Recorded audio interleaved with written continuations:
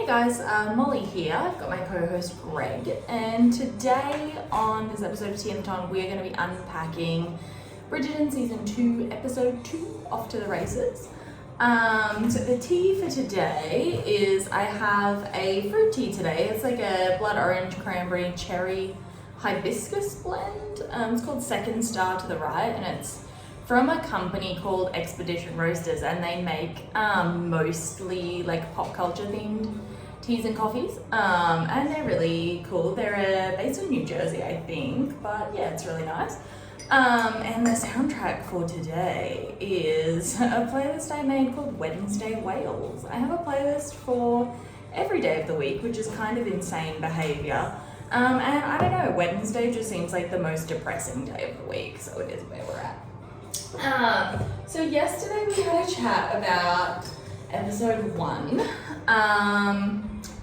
and I don't know, I think it got a little bit more detailed than I wanted it to, but here we go. We're gonna do episode 2. I've got my notes, rewatched it about an hour ago. We're gonna unpack episode 2 and we're gonna do my makeup and drink some tea. So one of my followers, if you are not familiar with me as a person, which like you probably aren't, but I have a blog on Tumblr. Yes, people still use Tumblr, and I write Kate Angie fanfiction, and I have been posting makeup looks inspired by season 2 in the lead up to season 2, and I did one with some little bees, and one of my followers asked me to recreate that today, so we're going to try and do that, and we'll see how it goes. So episode 2, I mean, it starts with Kate. She's writing a list. She's sitting at her little desk and she's writing a list, which like straight off the bat, we know Anthony wrote a list last episode. Like, they're list people, guys. And kind of already we're seeing like kind of the similarities between them yet again. Like, they both sat down and they wrote a list, except hers is not for her, it's for Edwina. And I just want to pause and say that like, I feel like a bit of a genius because I have been writing Kate as left-handed for over a year now. Simone actually is left-handed. I did not know this information, but Kate just feels like a lefty. I don't know what it is. Anyway, I'm digressing. So she's written a list. Anthony is not on this list. And intercut with this is this like really cute scene. Yeah, it is. This really cute scene between Benedict and Anthony where Benedict kind of says like, okay, so you've decided to marry Miss Sharma, and Anthony cannot correct Benedict quick enough to say, no, he's definitely not interested in the sister, he's interested in Edwina, which we all know is a lie. Like, we can practically see him jumping out of his seat for her, but you know, if we're gonna lie about it, I guess, sure. So it then kind of, like, Kate brings this list downstairs and we hear Whistledown's kind of introduction, which, like, calling Kate a beast. Penelope, you and I are going to have even more issues this season if we keep up with this. But, you know, I think Lady Danbury and Mary are both a little bit surprised to see that Lord Bridgerton, Anthony, has been left off this list, and Kate kind of says again, like she said in the last episode, that Anthony is not after a love match and Edwina is. So let's take that count up to 2 times, and this is 2 times that this has come up, because some accusations are going to get thrown around a little later on, and I just want to keep a running tally of the amount of times that Kate told Edwina this was not a good idea. We're up to 2 already. We're 2 episodes in, we're up to 2. And Lady Danbury kind of asks, like, why are you so insistent on a love match when, like, that's a rarity, you know? And Kate kind of brushes it off, and I think that, you know, she said last week she wants Edwina to be happy and she wants her to have this dowry. But I think as well, part of it is probably because, like, this is the life that Kate would wish for herself. Like, she wants to find these things. She's just putting it second. And, you know, I spoke a little bit last time about why Kate hasn't already married. You know, she could have tried to find a good match in India, and I think it's genuinely partly because obviously we had to get the stories here somehow, like she had to get to England somehow, but I also think it's partly because like if she married, she would have to focus on her husband and the family they were building and potentially his family as well, and she has really no guarantee that her husband would allow her to focus on her own family this much. And so I think she's just pushed everything to the side, and she'll worry about that later. So yeah, I think she wants Edwina to be happy, and if she can find that and have money, great, you know. But she's not gonna let Edwina, who does just like desperately want to be loved, as we saw last episode, she's not gonna let her just fritter away on Anthony for now. So I think then there's this scene we see like Edwina's in quite hot demand after being named the Diamond, as we'd expect. You're done? He's done. I think, you know, she's in quite hot demand after being named the Diamond last season, and I think that last night, and there's a whole list of men lining down the block for her, and we see that Kate is kind of really gatekeeping this situation. She's got them all outside, they're allowed to go in one at a time at an allotted meeting, and Anthony shows up, and he kind of in that moment has this like little gallant thing like, oh, we should listen to the lady, and she's thankful until she realizes it's him, and then she gives him this look that's like drop dead, despise you, which, you know, in itself is a huge mood, because I think she's still a little bit upset about the fact that she liked him, and now he's got the absolute audacity to be coming after her sister. Like that, to be fair to her, that's pretty wild. But they have this really cute exchange, which kind of mimics, you know, he wants to take Edwina to the races, and it kind of mimics the behavior we saw from him last season with Daphne, and I think it's showing us again, these, like, they're two sides of the same coin, even if they don't want to admit it. But basically what we learned from this whole exchange, everyone's going to be going to the races today. Thrilling. So, you know, we get back to the Bridgerton house. Penelope's there. Violet's kind of having this conversation with Eloise, like, please get married and get out of my house so you can no longer be my problem. Huge mood. And then Colin shows up, and like, okay, guys, don't like come at me for this, but I'm just not a Colin fan.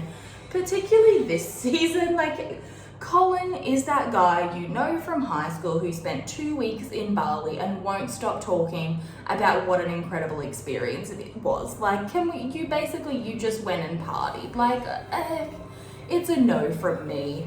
He looks like he's, I don't know. He wasn't it for me this season, particularly with that scene we see later on in the episode where he basically tells Penelope he doesn't see her as a woman, which, like, who are you to decide who is seen as a viable option? And like, no, that's just, that's not it. I'm not about it.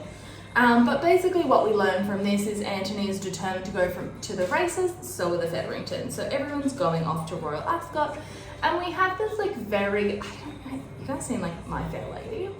That's all I could think about this entire time was a My Fair Lady sequence, because it's really quite similar, you know, like the ladies are supposed to be sitting there and Kate's just like going absolutely feral, and I love that, you know. I think we're introduced to the man who was Kate's top pick for Edwina's suitor, Lord Lumley, and she's picked well. He's a real himbo, and I think like the reoccurring theme that I've been saying for a little while between the Sharma sisters, well, I guess it was the Sheffield sisters at the time, is that Kate is a moron sexual, and Edwina cannot relate in any way. So Kate has picked this man for Edwina who is basically like, he's a golden retriever in a top hat, and it's adorable. He's kind of a little bit in love with Anthony from the looks of things, but you know, like, it is what it is. He's very sweet, and I think, you know, she's picked really well. He's a cutie. So then we can see that, Kate's sort of shifting around. I think she feels probably a little bit awkward in this situation. And then we see someone asking to be introduced to them. Mr. Thomas Dorset is interested. He believes his calling card got lost in the shuffle this morning. Unlikely. But he comes and Kate's sort of like, okay, well, I mean, she's busy. You're going to have to wait. And he reveals that no, he was actually interested in talking to her. And there's kind of this really sweet little moment where Edwina's kind of looking at Kate like, get it? And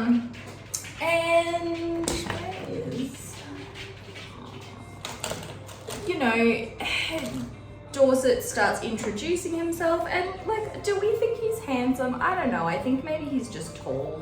I'm not too sure on that. But she starts introducing herself. He knows that they've come from Bombay, and he's been there himself, and they kind of have a nice little exchange before Anthony is seen staring them down like an absolute lunatic, and he nods his head. And I kind of wonder in the after, like, is it because he's like nodding at Kate? Is he nodding at the situation he has contrived? I'm not really sure. He's nodding. So, then sort of the real action starts. They go to find their seats. Anthony basically forces Lumley out of his seat, tricking him. And I think it's really interesting because he kind of has this moment where he lies to Edwina about why he didn't call this morning when we already know he did. And I think already he's proving Kate's point in a way that he's not a person to be trusted.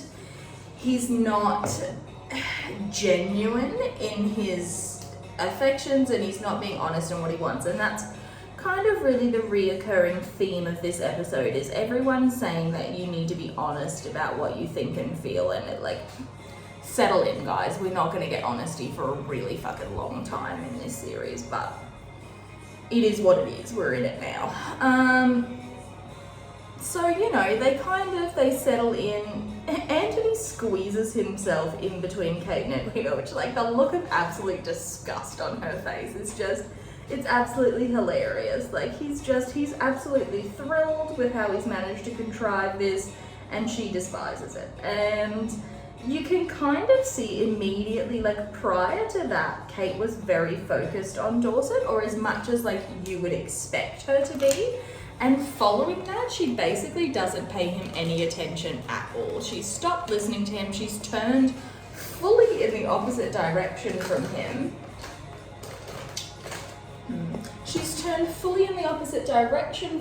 And she is now paying complete attention to what Anthony's saying. And he's talking about the horse he's picked, and he's pretty certain he's got a feeling. He's got a feeling, guys. And as we know, when a man has a feeling, it positively outweighs what a woman knows to be correct. With my knowledge and experience, your feeling has been completely, it's no match, as we know. So Anthony and Kate have this, she basically reads him for filth. She's clearly been reading the form guide beforehand. We know it's kind of a reoccurring thing for her. She's a horse girl, which, good for her. I'm actually terrified of horses. Fun fact about me, I think they're probably from outer space. I don't really think they, their legs are just long fingers. I'm digressing, but it is what it is. So I'm not really a horse fan, but she is, and she knows, she's positive that, it's a hot day today and the ground is soft, so High Flyer's gonna win. And you can kind of see halfway through this exchange, Anthony realizes that she's 100% correct. But he is not willing to admit this in any way. He is doubling down on the fact that she's wrong, and they have this really petty little moment where they're kind of 3-year-olds. Kind of 3-year-olds, and it's it's cute. They're bickering and it's their vibe. It's enemies to lovers, like, groundbreaking, you know. In the meantime from this, Eloise has found her pamphlet. She's back on her Lady Whistledown cause, and she has found this pamphlet that she believes to have been published in the same publishing house or by the same printing press. So she's on this trail, and Violet kind of just looks at her with complete dismay, because the pamphlet she's picked up and she's insisted that she's interested in is a pamphlet on dog grooming, which is a huge mood. I hope we get to see her develop this passion later on. There's a really funny scene later on when the Bridgertons are about to go out, and Violet's kind of trying to get Eloise interested in this. So she asks Colin if he has any friends who are interested in dog grooming, and I think that's just Eloise is clearly, both Colin and Eloise are kind of our mother's gone completely unhinged in her quest to find us married, and I think it's a beautiful thing. Violet's starting to open up, even if she's completely on the wrong track. She's trying. What are we gonna do?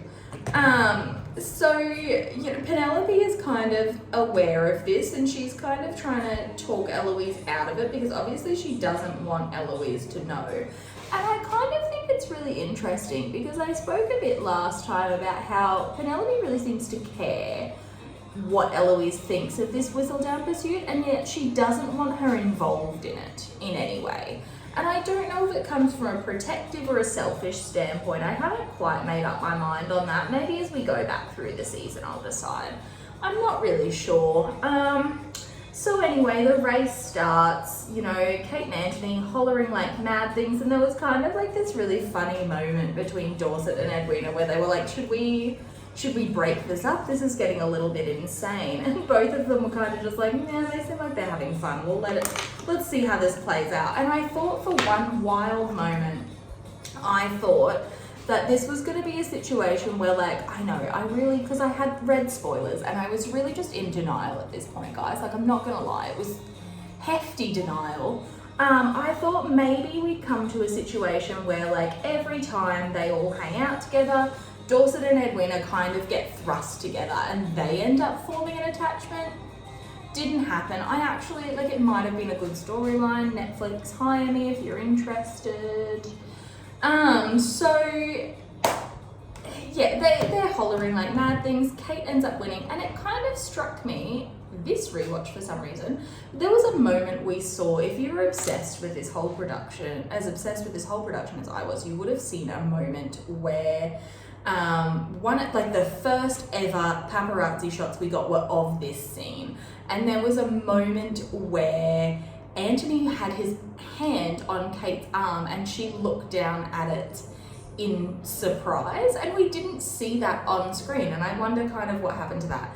If Netflix was interested in releasing an extended cut with all of the deleted scenes, all of the deleted footage, even if it went for 12 million hours, I would sit down and watch every second of it. I'm trash, I don't know what to tell you. So, she's happy, and she kind of has this moment where she's bested Anthony and she feels like she's won, and we see her genuine personality shine through for a minute, the same as we do next episode when they play Pall Mall. It's this really genuine moment for her, and it's immediately ruined again by Anthony being a complete twat. It's a miracle she fell in love with him at this point, guys. I don't know, the heart wants what it wants, but Christ, it wants some shit. So Kate, Edwina kind of tries to intervene because she can see this moment spiraling out of control, and she brings up the fact that Nectar, the horse Anthony had chosen, reminds her of a horse from her childhood. So he takes her down there, and Kate sort of goes to follow, and Dorset kind of asks her what's your complaint with him, which is an odd question I feel to ask to begin with, and he's already given a little bit too much away in that. But he then sort of reveals through a little slip of the tongue, which feels very forced. Like, I can't help but feel he kind of wanted Kate to know now, because I think he realized he was genuinely interested in her, and I think he wanted her to know that this first meeting was a little bit contrived before it went too far, before he felt like a real dick for having deceived her, which he should anyway, because like it's pretty awful. Like, it wasn't okay in 10 Things I Hate About You. It's not okay now. Like, yeah.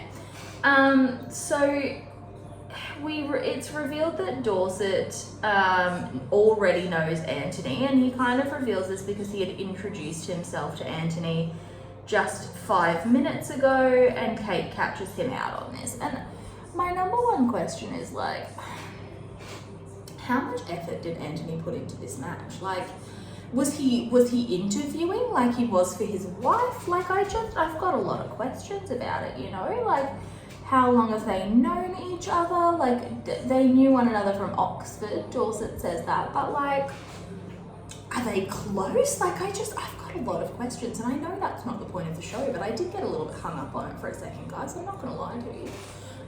So, you know, and Kate's like, this is embarrassing for her, I think, because like, for a moment, I think, even though she was focused on Edwina, I think for a moment she had kind of let herself wonder if maybe, like, yet again, this could be someone that she could like. And again, it kind of gets ruined for her, and she's embarrassed. And I will say, this is one of the moments that I don't really like Edwina this season. I know.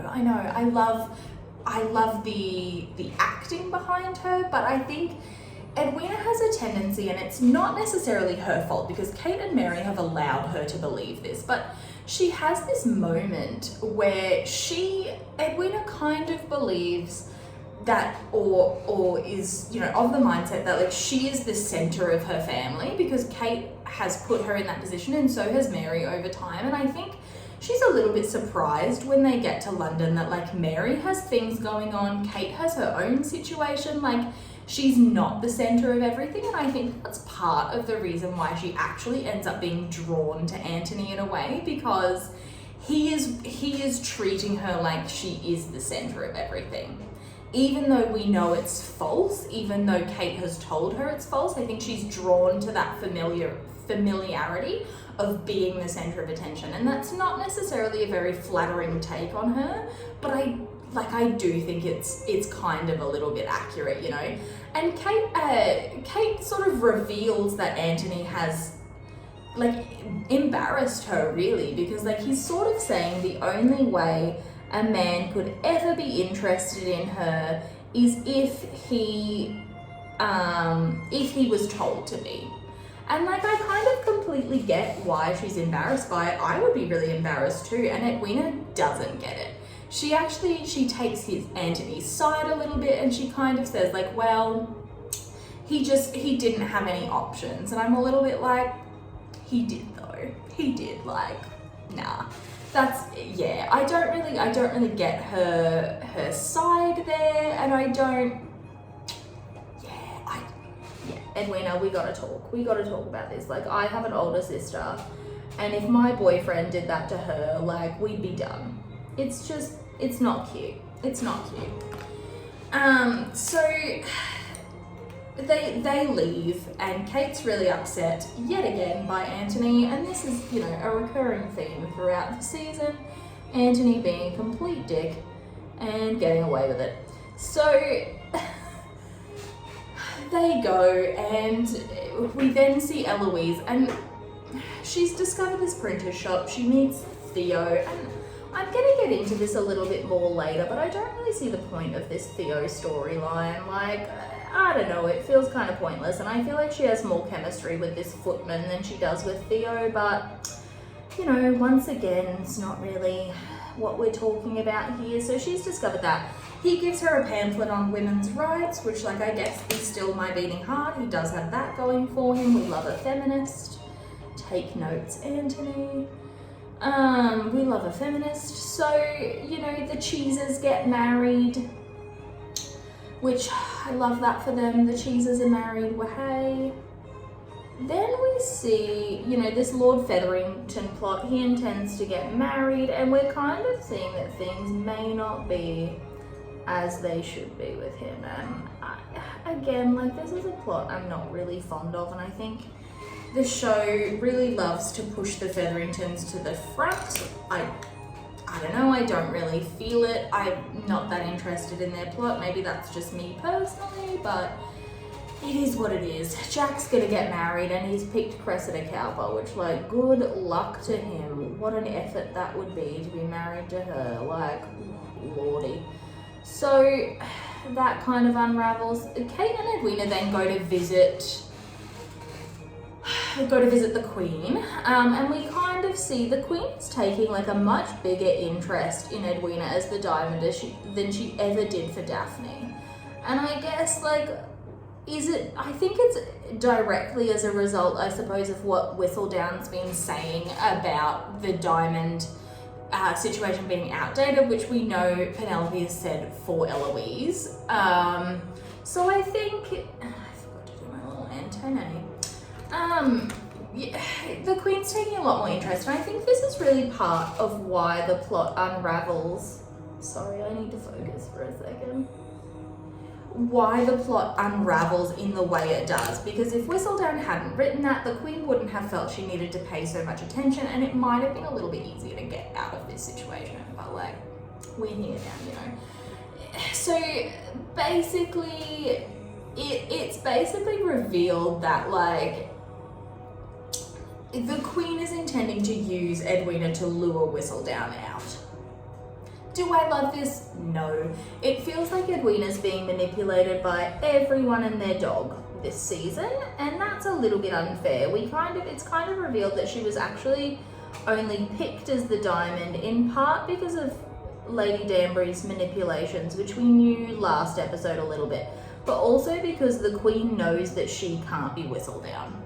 So again, like, I don't know, there's a lot of manipulation going on this season, and I think there's a really interesting comment to be made about the fact that this season is kind of its own comment on the fact that, like, no matter what your intentions were, the manipulation is hurtful, which is not, you know, a bad comment to be making. It is what it is, but I don't love this plot with the Queen.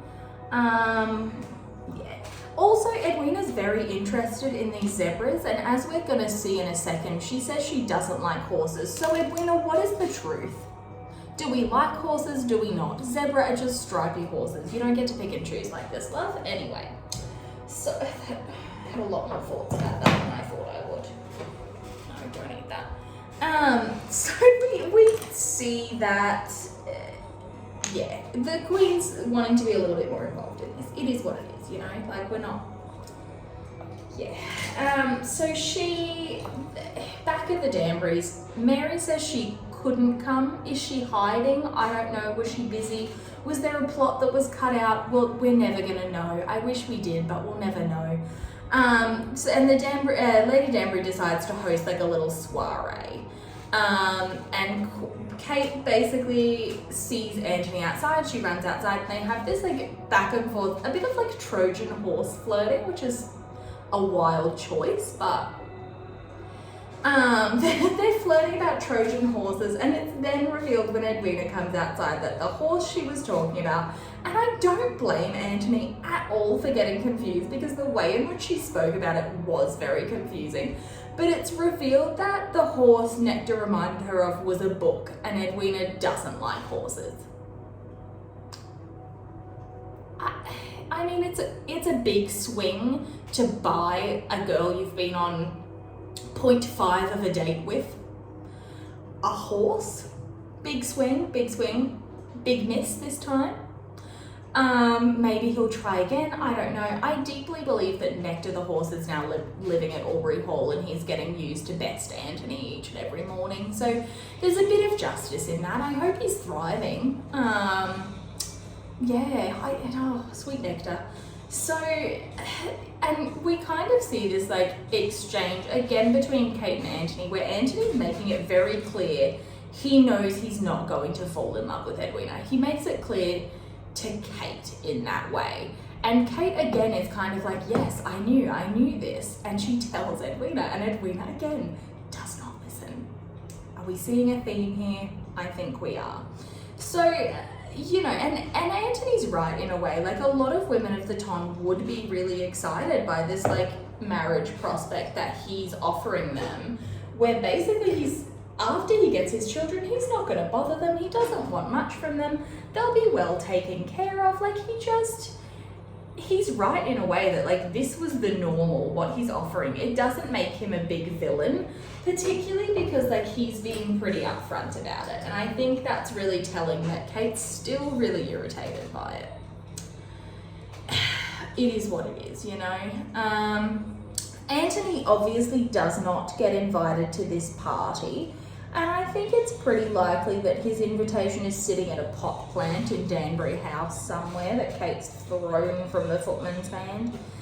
But basically the idea of this party, Lady Danbury's encouraged a poetry reading, and all of the men have decided to take it on themselves to do the Tom's Got Talent. And let me tell you, the Tom does not. There's some hoop throwing, there's a man spinning something on a string, and we have this hilarious moment with Kate and Eloise where they're kind of laughing about the fact that the men are willing to do this, because it's kind of a rarity that they're willing to embarrass themselves. Violet, in the meantime, has had this moment with Anthony, and it echoes a moment that we see between Lady Danbury and Kate later on in this episode, where it's basically like, if you continue on this path, you are going to be a very sad, lonely person. So what Anthony's big plan is, what his big plan is to go to Benedict and learn how to emote, which, it's a pretty wild thing to ask your sibling to do in a bar. Like, my sister would be like, you robot, get out of here. So Anthony and Benedict basically says, like, maybe you need to be honest with yourself and you need to relate some real feelings that you had. And Anthony instead just copies down whatever Benedict had written, and it's really interesting because Benedict talks about how, like, for someone you love, you would share any burden for them, and you would shoulder any pain that they felt. And it really is the way that Anthony ends up feeling about Kate in the end, but he's obviously not willing to see that now, so he barges into this poetry reading, guns a-blazing, shouldering people out of the way to read his little work that he's plagiarized. And one look at Kate and he can't go through with it. He can't lie in front of her, which I think is really sweet in a way. And he talks about how, will you stop? He talks about how,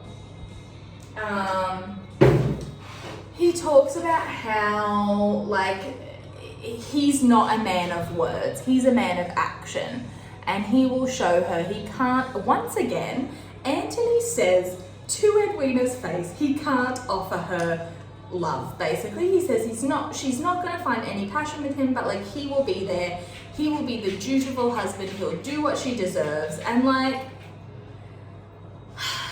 Edwina, were we listening? Did we have our ears switched on? Like, I don't know. But it really echoes a moment, that very first moment we saw between Edwina and Kate last episode.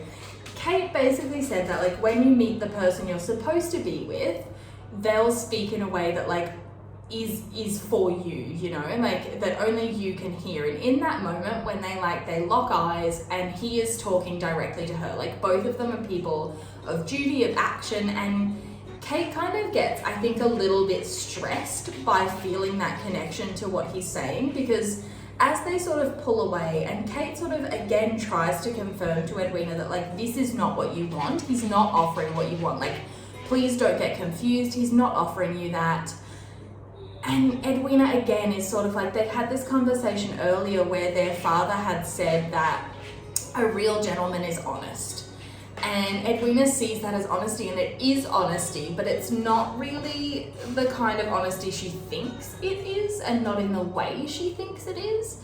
So there again, Edwina's going straight for Anthony, and I think, yeah, Anthony and Kate kind of lock eyes, and Kate gets a little stressed again. And she walks away, and there's a bit of a scene. She runs into a footman, and the very last thing I'm going to talk about this is getting very long, but it's also the most important moment of not the season, lol. It's the most important moment of the episode where Kate and Lady Danbury have this conversation that's really very honest from the two of them, and basically, like, you know, they have a conversation about Lady Danbury finds it sad, and I think we all do, that Kate is at least telling herself that she wants to be alone. She's, you know, she says again that after Edwina marries, she's going to move back to India.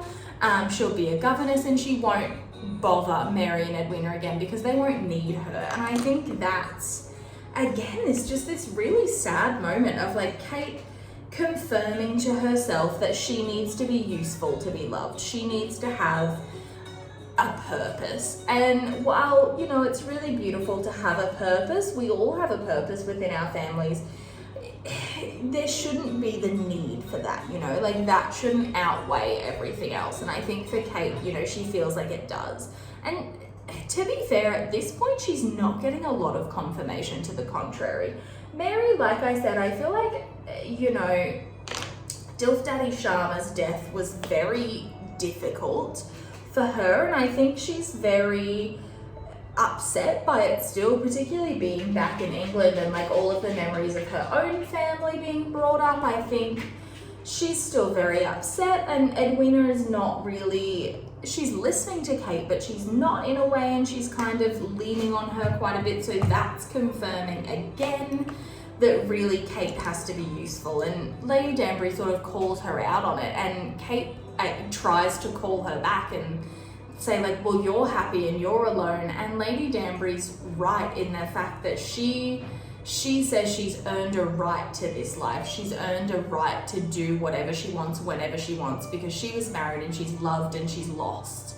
And Kate doesn't really have that yet. And Lady Danbury says, you know, if you continue like this, you're never going to. If you continue not being honest with yourself about what you want, you're never going to get here. And I think in a way it's a real moment for Kate, because we do start to see her opening up after that. But truly my favorite moment in this episode is, you know, we see Anthony starting to realize, but he doesn't quite. He's starting to realize that he needs to stop holding back as well, and he can probably get where he needs to by being honest. But my favorite moment is just before Kate goes back into the party. She has this moment and her whole body shifts, and it's like she's putting this mask back on to go back out in public, you know, like the real her's hidden away again, and she's gonna go back. And I think that's really powerful in a way, because you see physically the complete difference between what she wants and what she's portraying, and who she is, and, you know, who she is in private and who she is in public. And I think that's, you know, that's something we see again and again in this series, is Kate's struggle for that.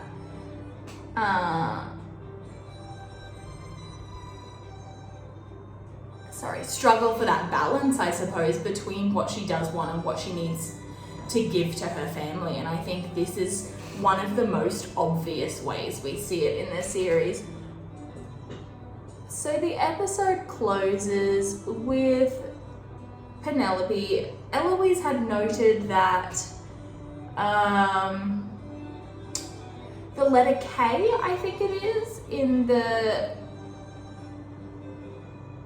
letter K in all the pamphlets she has from this same printing shop are they're fucked. So she decides basically, like, if this error is in the next Whistledown, which Penelope, Eloise, how did you not, like, see this? She's the only person you spoke to about this. Like, Eloise. So Penelope goes to buy a new letter K, and she runs into Madame Delacroix. So that kind of sets up a plot for later. And, you know, I said I'm not a huge fan of the way the Whistledown plot is portrayed in this. It's not for me, I guess. I'm not really a Colin and Penelope fan. I know that's kind of sacrilege to admit, but here we are. I think, you know, episode 1 and 2 really set the scene for what we're going to see later. And next episode we see the plot is really starting to move along. Like, till this point we've had a little bit of tension, and we've had Edwina kind of like, Anthony is set on her as his bride. We see that in that scene with his brothers fencing. And I think what's really interesting about that scene, which I didn't talk about, is that like basically Anthony describes her as agreeable, which like, oh, catch me, I'm swooning.